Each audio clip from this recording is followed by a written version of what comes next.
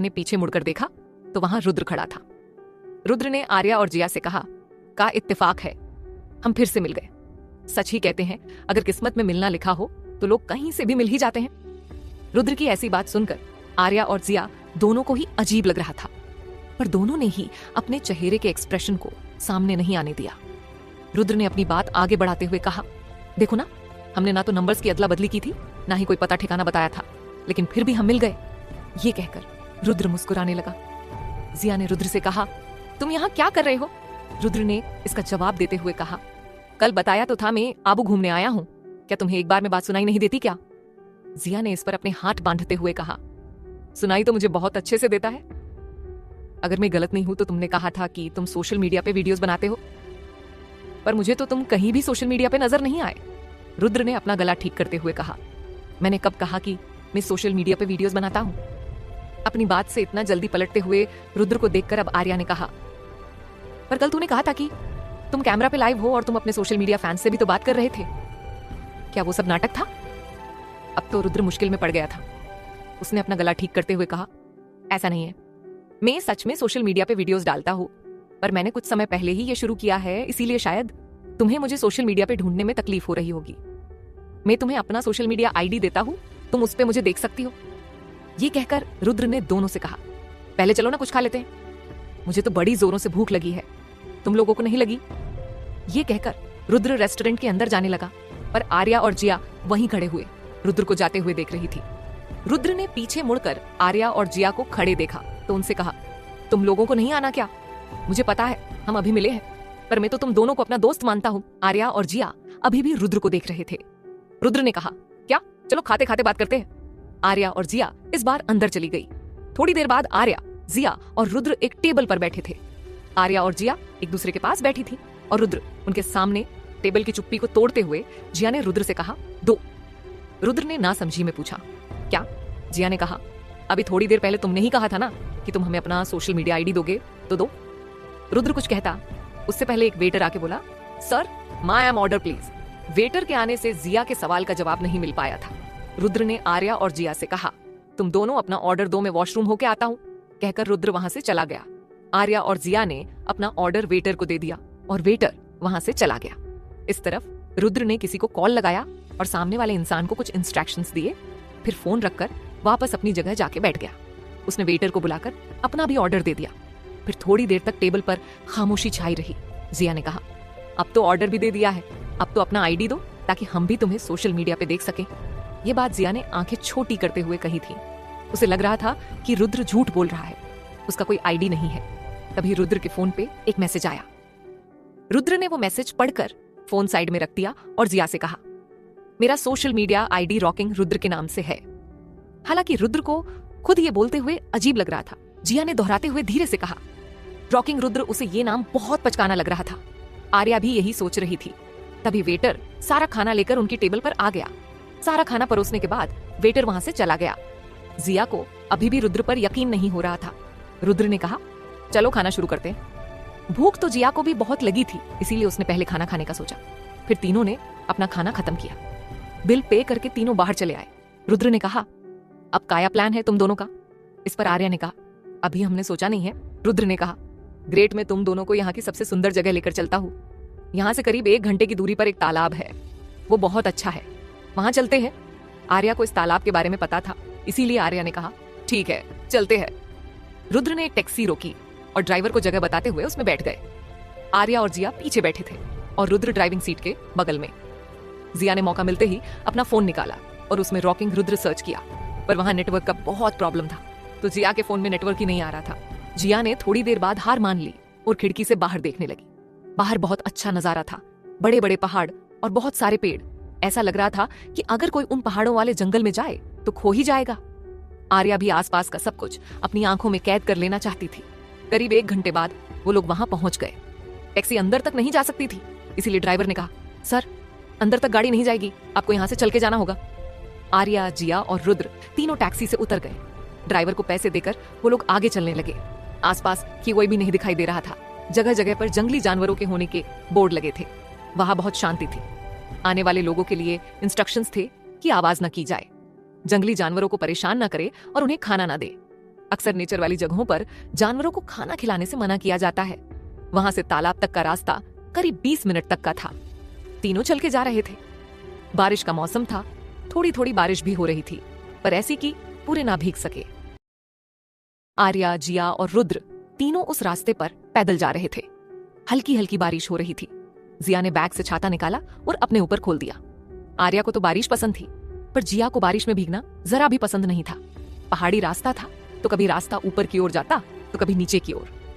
आज सुबह से आर्या और जिया बहुत चल चुके थे। पहले देलवाड़ा टेंपल में बहुत चले, फिर रेस्टोरेंट तक भी चलकर ही गए थे और अब इन पहाड़ी रास्तों पर चल रहे थे।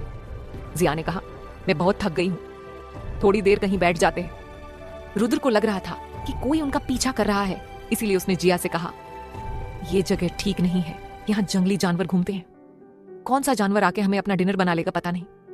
असल में रुद्र आर्या की सुरक्षा के लिए उनके साथ था। रुद्र एक मिशन पर था, एक स्पेशल ड्यूटी ऑफिसर की हैसियत से। उसने अपनी आइडेंटिटी आर्या और जिया से छुपा कर रखी थी, क्योंकि आर्या को खुद नहीं पता था कि कोई उनका पीछा कर रहा है और कोई उसे नुकसान पहुंचाने की कोशिश कर रहा है। जब आर्या गुजरात में थी तब तक कोई उसे ढूंढ नहीं पाया था, पर जब से आर्या मुंबई आई थी तब से कोई हर पल उस पर नजर रख रहा था और उसका पीछा कर रहा था। जब इस बात की खबर स्पेशल ऑफिसर्स को लगी तो उन्होंने आर्या की सुरक्षा के लिए रुद्र को भेजा, पर उसकी आइडेंटिटी छुपा के। रुद्र आर्या को बचाते आ रहा था पिछले 1 हफ्ते से। जब आर्या और जिया आबू के लिए निकले तब रुद्र भी उनके पीछे आ गया। वैसे तो रुद्र छुपकर ही आर्या की सिक्योरिटी देख रहा था, पर जब ट्रेन में वो लड़के आए तो मजबूरी से रुद्र को सामने आना पड़ा। रुद्र ने जानबूझकर लाइव होने का नाटक किया था ताकि वो लड़के डर के वहां से चले जाए। आज टेंपल में भी रुद्र ही आर्या और जिया का पीछा कर रहा था। जब रुद्र ने देखा कि कोई और भी उनका पीछा कर रहा था तो रुद्र ने उन 2 लोगों को बहुत मारा और उनको स्पेशल ऑफिसर्स के हवाले कर दिया। रुद्र को लगा कि आर्या और जिया को अकेला नहीं छोड़ा जा सकता, तो उसने दोनों के सामने आने का फैसला किया। जिया थक गई थी, पर रुद्र की बात सुनकर उसने अपने आसपास देखने शुरू किया, पर उसे कोई नजर नहीं आया। थोड़ी देर चलने के बाद जिया ने फिर से कहा, बस 5 मिनट कहकर वहीं साइड में रखे एक पत्थर पर बैठ गई। आर्या भी जिया के पास आकर बैठ गई। रुद्र को फिक्र हो रही थी कि कोई खतरा ना आ जाए। आसपास कोई भी नहीं दिख रहा था, पर उसे लग रहा था कि कोई उनका पीछा कर रहा है। थोड़ी ही देर में अचानक से झाड़ियों के पीछे से 4-5 लड़के बाहर आए और आर्या पर हमला करने आगे बढ़े। वह आर्या पर हमला करने ही वाले थे कि रुद्र ने उनको रोक लिया। वो वही लड़के थे जो ट्रेन में आर्या और जिया से बदतमीजी कर रहे थे। उनमें से एक लड़के के हाथ में चाकू था। आर्या और जिया दोनों ही इस हमले के अचानक से होने से डर गए। वह लड़का आर्य को कोई नुकसान पहुंचाता उससे पहले ही रुद्र ने उसे लड़के को जोर से एक मुक्का मारा। वह लड़का 2 कदम पीछे हट गया। उसके होंठों से खून आने लगा था। रुद्र का मुक्का बहुत भारी था। देखते ही देखते वहां लड़ाई शुरू हो गई। सारे लड़के रुद्र के हाथों पिट रहे थे। रुद्र को देखकर ही लग रहा था कि वह एक ट्रेन्ड फाइटर है। जिया तो रुद्र को देखते ही रह गई। रुद्र की शर्ट पूरी भीग गई थी और इसी वजह से उसकी बॉडी से चिपक गई थी। ऐसा लग रहा था कि वहां कोई हीरो फाइट कर रहा था और मूवी चल रही थी।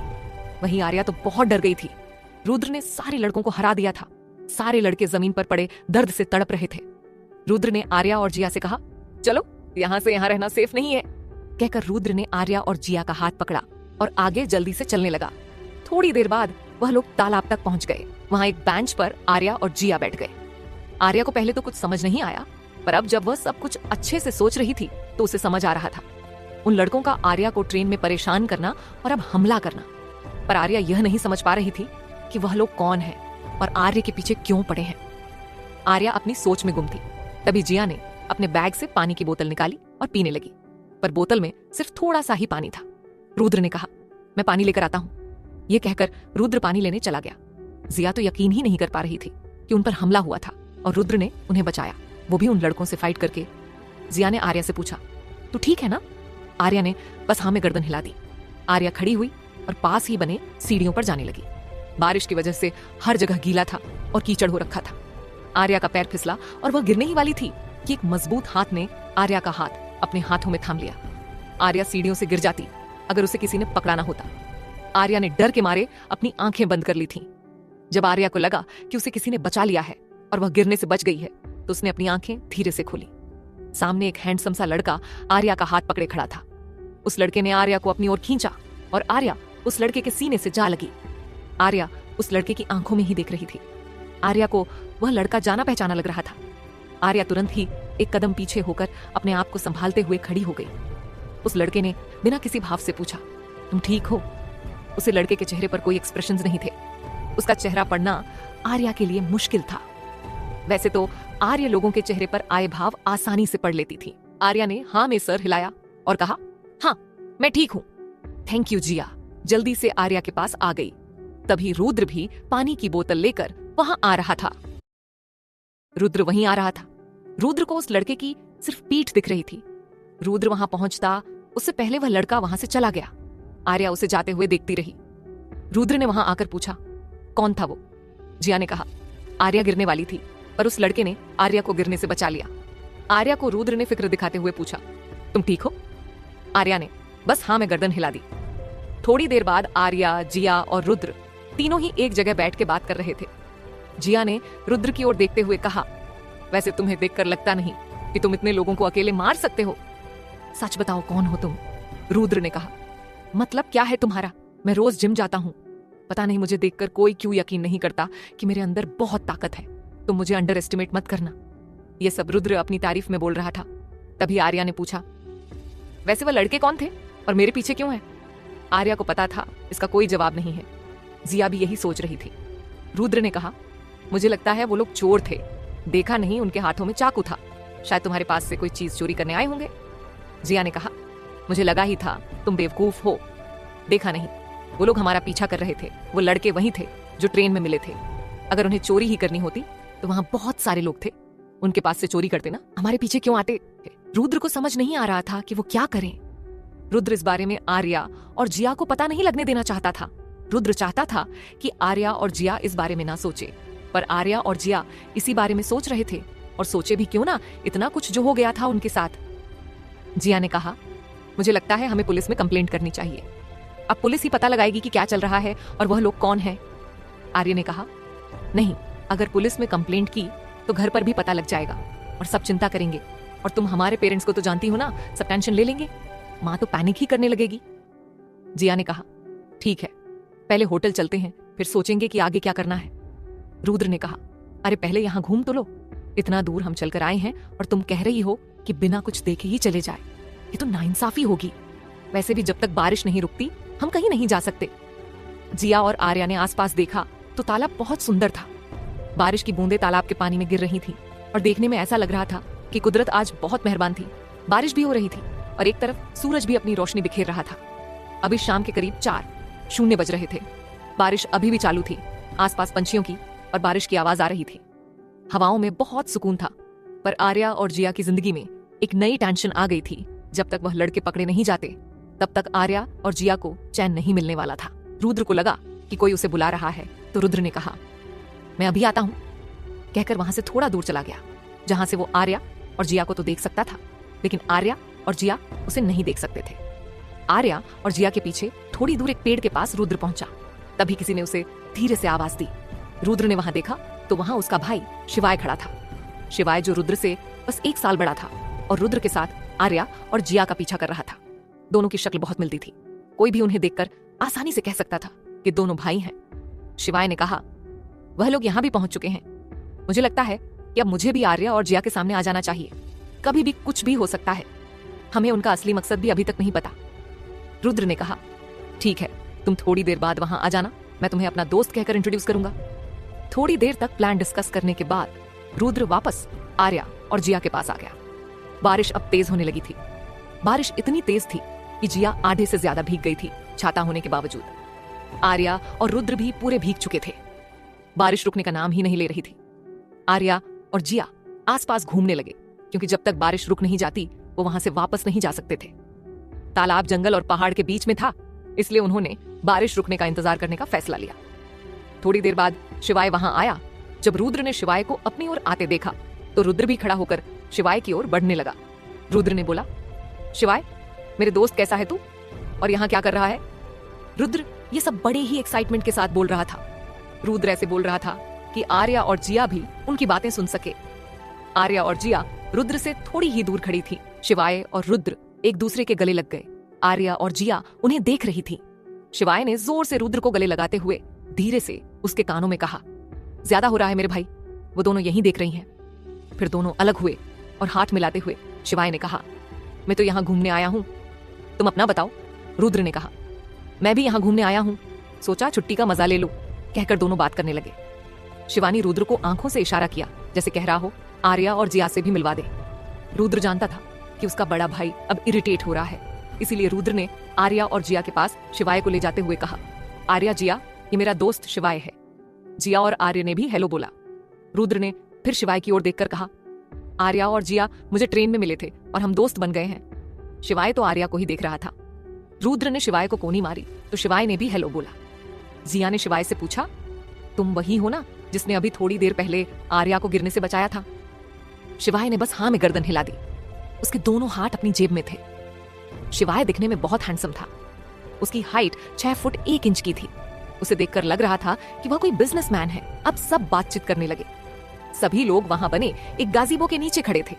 रुद्र ने शिवाय को भी अपने साथ घूमने को कह दिया। अब चारों ने साथ में घूमने का प्लान बना लिया था। ज्यादातर तो रुद्र और जिया ही बात कर रहे थे आर्या, और शिवाय तो बस हाँ और ना में जवाब दे रहे थे। सभी एक दूसरे के बारे में बातचीत कर रहे थे। रुद्र ने शिवाय के बारे में बताया कि वह एक बिजनेसमैन है और वह भी मुंबई से ही है। जिया ने पूछा, तुम दोनों कब से दोस्त हो? रुद्र ने और शिवाय ने साथ में जवाब दिया, पर अलग अलग। शिवाय ने कहा कॉलेज और रुद्र ने कहा स्कूल। रुद्र ने तुरंत सही करते हुए कहा, मतलब कि हम एक ही स्कूल में थे पर कभी बात नहीं हुई, फिर एक ही कॉलेज में आकर हम दोस्त बन गए। आर्या ने रुद्र और शिवाय से कहा, तुम दोनों का चेहरा बहुत मिलता है, मुझे तो लगा कि तुम दोनों भाई हो। रुद्र ने कहा, सब यही कहते हैं, मुझे तो लगता है कि हम बचपन में कुंभ के मेले में बिछड़े हुए भाई हैं। कहकर वह खुद ही अपनी बात पर हंसने लगा। जिया को शक हो रहा था कि रुद्र जो दिखता है वो नहीं है। जिया इंतजार ही कर रही थी कि कब वो होटल पहुंचे और इंटरनेट पर रुद्र के बारे में सर्च करे, क्योंकि यहाँ तालाब के आसपास थोड़ा भी सिग्नल नहीं आ रहा था। थोड़ी देर बाद बारिश रुक गई। अब सभी वापस जाने की सोच रहे थे। शिवाय ने पूछा, तुम लोग कौन सी होटल में रुके हो? आर्या ने होटल का नाम बताया। शिवाय ने चौंकते हुए कहा, मैं भी वहीं रुका हूं। रुद्र ने भी चौंकते हुए कहा, क्या कोइंसिडेंस है? मैं भी। शिवाय ने कहा, तो हम सब साथ में चलते हैं, मैं अपनी कार लेकर आया हूं, उसी में चलते हैं। फिर सब कार के पास आ गए। शिवाय ड्राइविंग सीट पर बैठ गया। उसके पास वाली सीट पर रुद्र और पीछे आर्या और जिया बैठ गए। करीब 1-1.5 घंटे में सब होटल पहुंच गए। खाना खाने के बाद सब अपने अपने रूम में चले गए। रुद्र और शिवाय एक ही रूम में ठहरे थे, पर आर्या और जिया को शक ना हो जाए इसलिए शिवाय ने दूसरा कमरा बुक कर लिया। रुद्र और शिवाय साथ ही आबू आए थे, ट्रेन में भी साथ ही थे, पर सिर्फ रुद्र ही आर्या और जिया के सामने आया। शिवाय वही लड़का था जो ट्रेन में आर्या से टकराया था। शिवाय और रुद्र के पापा बचपन में ही एक एक्सीडेंट में चल बसे थे। उनके परिवार में बस उनकी माँ और एक छोटी बहन थी। शिवाय ने मेडिकल की पढ़ाई की थी, पर उसके पापा के जाने के बाद बिजनेस शिवाय को ही संभालना था, इसीलिए वह अपनी आगे की मेडिकल प्रैक्टिस नहीं कर पाया था। रुद्र भी अपने भाई के साथ बिजनेस में हाथ बटाता था। शिवाय की उम्र 24 साल की थी और रुद्र की 23 साल। दोनों की पर्सनालिटी अट्रैक्टिव थी। उनके पापा के जाने के बाद उनके अंकल ने ही उनका सहारा दिया था। धीरे धीरे शिवाय और रुद्र ने अपने पापा के बिजनेस को बहुत बड़ा बना दिया। 2 साल पहले उनके अंकल की भी मौत हो गई। उनके अंकल का नाम विजय था। वह एक स्पेशल ड्यूटी ऑफिसर थे। उनके हाथ अंडरवर्ल्ड की एक खतरनाक गैंग के खिलाफ बहुत सबूत लग गए थे और इस बात का पता उस गैंग के लोगों को चल गया था, इसीलिए वह लोग विजय अंकल की जान के पीछे पड़े थे। एक दिन वह बस में जा रहे थे, तभी उन लोगों ने बस पर हमला कर दिया और इसे बड़ी आसानी से एक्सीडेंट साबित कर दिया। उस एक्सीडेंट में आर्या भी थी। 2 साल पहले आर्या अपनी बहन को मिलने मुंबई आई थी। जब वह गुजरात वापस बस में जा रही थी तभी यह सब हुआ था। विजय ने मरने से पहले शिवाय को बताया था कि सारे सबूत उन्होंने आर्या के पास रखे हैं। आर्या को एक अस्पताल में ले जाया गया था। शिवाय के अंकल भी इसी अस्पताल में थे। उस वक्त शिवाय ने ही आर्या को उस एक्सीडेंट से बचाया था।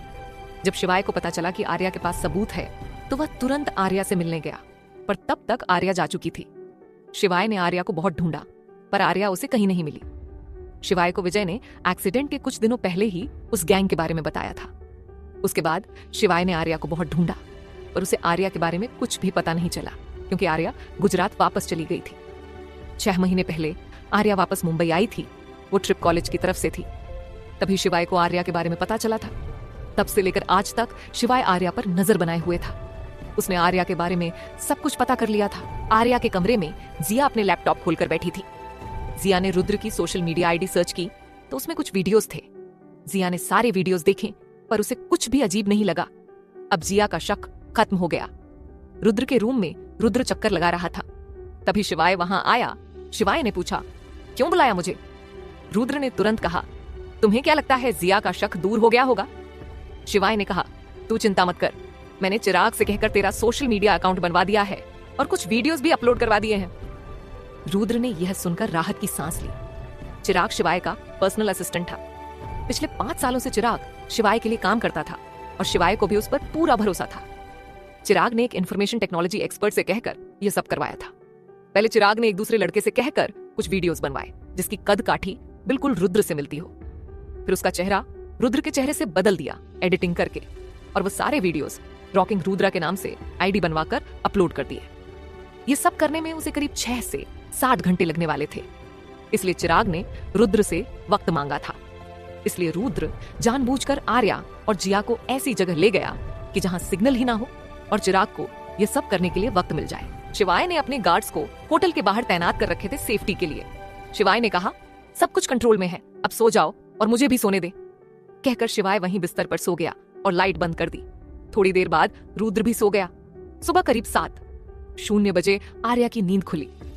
आर्या तैयार हुई और गार्डन में चली गई। जिया देर रात तक रुद्र के वीडियोस देख रही थी, इसलिए वह अभी भी सो रही थी। रुद्र भी अपने कमरे में सो रहा था।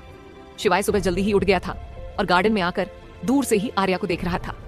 शिवाय की आंखें आर्या को ढूंढ ही लेती थीं और आर्या पर से शिवाय की नजर हटती ही नहीं थी। आर्या थी भी तो इतनी खूबसूरत कि कोई चाह कर भी उससे अपनी नजरें ना हटा पाए। आज पूरा दिन कोई घूमने नहीं गया क्योंकि आज पूरा दिन बारिश होने वाली थी। इसी वजह से और कल जो हुआ उसके बाद आर्या और जिया भी बाहर नहीं निकालना चाहते थे। हालांकि वह यह जरूर पता लगाना चाहते थे कि वह कौन है जो उनके पीछे पड़ा है। जिया करीब 10:00 बजे तैयार होकर बाहर आई। रुद्र भी उठ गया था। सबने लंच साथ में किया, फिर रात को डिनर भी साथ में किया। सभी डिनर करके अपने अपने कमरे में चले गए। सुबह सभी जल्दी उठ गए। आज धूप थी तो सभी ने घूमने जाने का सोचा। सुबह आर्या, जिया, रुद्र और शिवाय चारों तैयार होकर घूमने चले गए। वह सभी शिवाय की कार लेकर गए थे। आर्या और जिया को शॉपिंग करनी थी, इसलिए वहीं एक लोकल बाजार में आर्या और जिया ने चलने को कहा। शिवाय और रुद्र भीड़ भाड़ वाली जगह नहीं जाना चाहते थे, पर आर्या और जिया को तो स्ट्रीट शॉपिंग ही करनी थी। ना चाहते हुए भी उन्हें वहां जाना पड़ा। आर्या और जिया एक शॉप के अंदर चले गए। वह शॉप बहुत बड़ी थी। रुद्र और शिवाय बाहर ही आसपास देखने लगे कि कोई उनका पीछा तो नहीं कर रहा और उन पर कोई खतरा तो नहीं है। थोड़ी देर बाद रुद्र को भूख लगी रही थी तो वह शिवाय को लेकर एक छोटे से कैफे में चला गया। वह कैफे ठीक उसे शॉप के सामने था जहां आर्या और जिया शॉपिंग करने गए थे। रुद्र और शिवाय एक ऐसी जगह बैठे कि वह शीशे के आर पार देख सके और आर्या और जिया पर नजर रख सके। शॉप के अंदर आर्या और जिया कपड़े देख रहे थे। वह शॉप बहुत बड़ी थी। आर्या कपड़े देख तो रही थी पर उसका ध्यान कहीं और था। आर्या ने जिया से कहा, तुम्हें क्या लगता है वह लोग आज भी हमारे पीछे आएंगे? जिया ने सोचते हुए कहा, मुझे लगता है कि अगर उनका मकसद सिर्फ चोरी करना था तो वह लोग अब नहीं आएंगे। फिर थोड़ा सोचकर अपनी बात आगे बढ़ाते हुए कहा, पर अगर उनको किसी ने हमारे पीछे भेजा है या फिर उनका मकसद कुछ और हुआ तो वह जरूर हमारे पीछे आएंगे। कहकर जिया एक टॉप उठाकर देखने लगी। जिया की बात आर्या अच्छे से समझ रही थी। इसका मतलब ये था कि अगर वो आज भी उनका पीछा कर रहे थे तो उनको किसी ने ऑर्डर दिया होगा ऐसा करने के लिए, क्योंकि आर्या अच्छे से समझ गई थी कि उस हमले के पीछे का मास्टरमाइंड कोई और है। उनको देखकर कोई नहीं कर सकता था कि वह कोई सीरियस बात कर रहे हैं। उनके एक्सप्रेशंस टेंशन वाले तो बिल्कुल नहीं थे। आर्या ने जिया से कहा, ये तुम पर अच्छा लग रहा है? जिया ने मुस्कुराते हुए कहा, हाँ मुझे भी पसंद है। कहकर उसने वो टॉप रख लिया और दूसरे कपड़े देखने लगी। आर्या ने कहा, अगर वह लोग वापस आते हैं तो हम खुद ही इस बात की छानबीन करेंगे। जिया ने बस इतना ही कहा, ठीक है। ये सब जिया बड़ी ही कैजुअली कह रही थी, जैसे यह करना बहुत आसान काम था उनके लिए। आर्या जानती थी कि रुद्र ने उनकी मदद की है, वह भी 2 बार। आर्या को लग रहा था कि रुद्र और शिवाय इस बारे में पहले से ही जानते हैं, पर आर्या को अभी सिर्फ शक था। थोड़ी देर बाद आर्या और जिया आपने अपनी शॉपिंग करके शॉप से बाहर आ गए। उन्होंने देखा तो रुद्र कैफे में बैठकर ही आर्या और जिया को हाथ ऊपर करके अंदर आने का इशारा कर रहा था। अब तक दोपहर के 2:00 गए थे। आर्या और जिया ने बहुत कम ही शॉपिंग की थी। वह तो बस अपनी आसपास उन गुंडों को ढूंढ रहे थे, पर उन्हें कोई नहीं दिखा। उनको लग रहा था कि वह लड़के आज भी उनका पीछा करेंगे। आर्या और जिया कैफे के अंदर चली गई। उन्होंने वहां लंच किया, फिर वहां से कार की ओर बढ़ गए। सारा सामान गाड़ी में रखने के बाद सभी गाड़ी में बैठ गए। अब सबने एक पहाड़ पर जाने का फैसला किया जो कि सनसेट पॉइंट था। वहां तक पहुंचने में उनका करीब 2 घंटे लग गए। सारा सामान गाड़ी में ही छोड़कर सिर्फ अपना छोटा सा बैग लेकर आर्या और जिया गाड़ी से बाहर निकली। रुद्र और शिवाय भी गाड़ी साइड में पार्क करके वहां आ गए। वो पहाड़ बहुत ऊंचा था। उनको ऊपर पहुंचने में लगभग 30 से 45 मिनट का वक्त लगने वाला था। सभी ने चढ़ना शुरू किया। थोड़ी देर तक तो सीढ़ियां थीं, फिर सिर्फ पत्थर से होकर और उबड़ खाबड़ रास्तों से होकर जाना था। आर्या और शिवाय आगे चल रहे थे और जिया उनके पीछे चल रही थी। रुद्र सबसे आखिर में था। जिया बहुत धीरे धीरे आगे बढ़ रही थी। रुद्र ने चिढ़ते हुए जिया से कहा, तुम जल्दी नहीं चल सकती, अभी बहुत चढ़ता बाकी है। अगर इस स्पीड से चलोगी तो कल तक भी नहीं पहुंच पाएंगे। जिया थक गई थी, उसे इतना चलने की आदत नहीं थी। जिया ने रुद्र से कहा, अगर इतनी ही दिक्कत है तो तुम आगे चले जाओ ना, मैं तो इसी स्पीड से चलूंगी। कहकर जिया चलने लगी, पर वह बहुत धीरे चल रही थी। पहाड़ी रास्ता था और वह ऊपर की ओर चल रहे थे। रुद्र ने कहा, आगे देखो, तुम्हें कोई नजर आ रहा है? आर्या और शिवाय बहुत आगे निकल चुके हैं, मैं तुम्हें अकेले छोड़ नहीं सकता, इसलिए जल्दी चलो। जिया ने भी अब चीढ़ते हुए कहा, और तुम मुझे क्यों अकेले छोड़ नहीं सकते? रुद्र ने कहा, अगर यहां कोई भालू आ गया तो? अगर तुम फिसल गई तो? अगर तुम्हें कोई उठा के ले गया तो? जिया ने रुद्र को बीच में ही रोकते हुए कहा, तुम मुझे डरा रहे हो? रुद्र ने कहा, मैं तुम्हें डरा नहीं रहा, मैं तो बस यह कहने की कोशिश कर रहा हूं कि अगर तुम्हें कुछ हो गया तो मुझे ही तुम्हें बचाना होगा, क्योंकि और कोई तो आसपास है नहीं। जिया ने आसपास देखा तो सच में कोई नहीं था। जिया ने भी कहा, तो ठीक है, तुम ही मुझे उठाकर क्यों नहीं ले जाते? इस तरह मुझ पर कोई खतरा भी नहीं होगा और तुम्हें मेरी स्पीड की भी चिंता करने की कोई जरूरत नहीं है। ये बात जिया ने रुद्र की बातों से चीढ़ कर कही थी। जिया मुंह बनाकर आगे चलने लगी। तभी रुद्र ने जिया को अपनी बाहों में उठा लिया और आगे चलने लगा। जिया ने चौंक कर कहा, क्या कर रहे हो, नीचे उतरो। रुद्र ने कहा, मैं तो वही कर रहा हूं जो तुमने मुझे करने को कहा। जिया थोड़ी देर तक कुछ नहीं बोली और रुद्र जिया को लेकर आगे बढ़ने लगा। जिया ने धीरे से कहा, नीचे उतरो मुझे, मैं खुद चल सकती हूँ। कहकर जिया रुद्र की आंखों में देखने लगी। रुद्र ने भी जिया को नीचे उतार दिया, फिर अपनी कमर पर हाथ रखते हुए कहा, कितनी भारी हो तुम, मेरी कमर दर्द करने लगी। जिया ने कहा, तुम मुझे मोटी कह रहे हो? मैं भारी नहीं हूं, तुम कमजोर हो। और किसने कहा था मुझे उठाने के लिए? रुद्र ने तुरंत कहा, तुमने अब जिया के पास बोलने के लिए कुछ भी नहीं था, आखिर उसी ने तो कहा था रुद्र को ऐसा करने के लिए। पर उसे कहां पता था कि रुद्र सच में उसे उठा लेगा। अब दोनों ही खामोशी से आगे बढ़ने लगे। आर्या और शिवाय तो अब तक ऊपर पहुंच भी चुके थे। आर्या तो वहां की खूबसूरती को ही महसूस कर रही थी। शिवाय आर्या के पीछे खड़ा आर्या को ही देख रहा था। आर्या और शिवाय की अब तक ठीक से कोई बातचीत नहीं हुई थी। जब भी बात होती तो रुद्र और जिया ही बोलते। आर्या और शिवाय तो बस हाँ और ना में ही जवाब देते। दोनों की ही पर्सनालिटी एक जैसी ही थी। आर्या शिवाय से कुछ पूछना चाहती थी,